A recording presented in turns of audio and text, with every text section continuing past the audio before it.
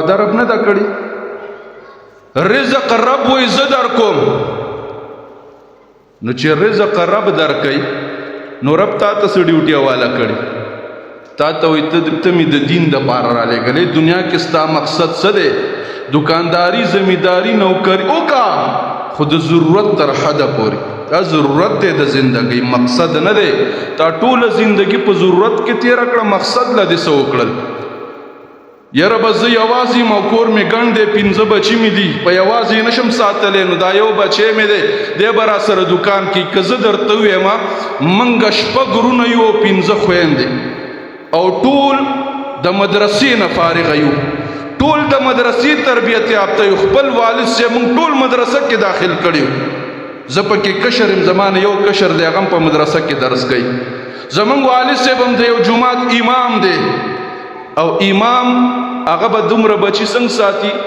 زمینداره نشته دکانداری نشته نوکری نشته په کار ده چې ویلې وې 6 بچي مې دي نارینه اولاد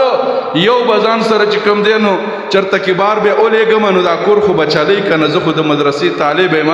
په خپله باندې جومات کې امام یم او داسې امامتي چې چا نه څه غوښتي نه دي موږ ته خبره کوله یو ورځې د سحر مانځه کې را پرېوتم هغه ته به صرف یو کس د روټۍ ست کو یو کس به هغه به تپوس کو چې روټۍ دې خوړلې که دې نه ده خوړلې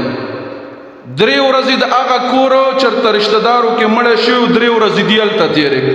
کور کې څوک نه و ویل د سحر جمع کې ویل زه را پرېوتم او چې کله په مانځه کې په محراب کې را پرېوتم وایي چا راله خپې مږلې او چا راله لاس مږل چا ویل ډاکټر راولئ وی ما د سترګو په اشاره باندې یو مقتدي ته ویل چې لږ سر راښکته کا هغه سر راښکته کوی ما ورته وږي ویل چې وږی یم 3 ورځې مې روټۍ نه ده خوړلې د لوږې نه را پرېوتم چې داسې کس چې چا نه د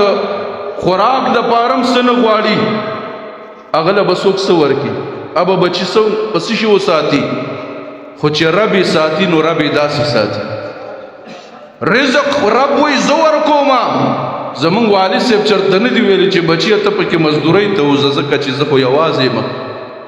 رزق خدای ورکوي عزت خدای ورکوي د دین خدمت ته وکړه دین دپاره خپل بچی ورکړه چې په ورځ د قیامت د رب په دربار کې دې سترګې اوچتي چې ربا ما خو په خپله څه نه دي کړي خو دا بچی مې دې استاجي ته حواله کړی چې استاجي بس دا مې تا ته وقف کو د دې بچي نه دنیا نه غواړم زمیندارت نه غواړم دکانداري نه غواړم مسافرۍ له دیاړۍ نه لېږم استاجي بس دا ستا شو څو پورې چې ستا وس دی څه ورته ښودلی چې ورته ښایه او چې کله تا سره ټیم نه و نور دې وخت نه شو ورکولی نو تا چې کمې مدرسې ته لېږه زه پې باندې رضا یم زما بچی ستا بچی دی کم ځای ته لېږي سبق پې باندې ووایه د دین خادم ترې نه جوړ کا رب ذوالجلاله دغه یو بچی دی را سره بس صرف دغه مې آسره ده نور را سره د دین دپاره هېڅ نشته چې په هغه ورځ باندې بیا موږ د رب په دربار کې سترګې اوچتې ولاړ یو چې ربه دومره څه مې کړي دي چې یو بچی مې دین ته ورکړی نو دا بچي دي دی قرآن ختم که د دی والدینو ته بالخصوص دا عرض کوم درخواست کوم چې د رزق دپاره د دین نه دی مو باسئ رزق خدای سپي لم ورکوي خنزیر لم ورکوي ته خو اشرف المخلوقات ته خو د حضور امتي د امام الانبیاء امتي ته خو مسلمان طالب خدای رزق نه درکوي نو بیا دا خپل بچي دین ته وقف کوي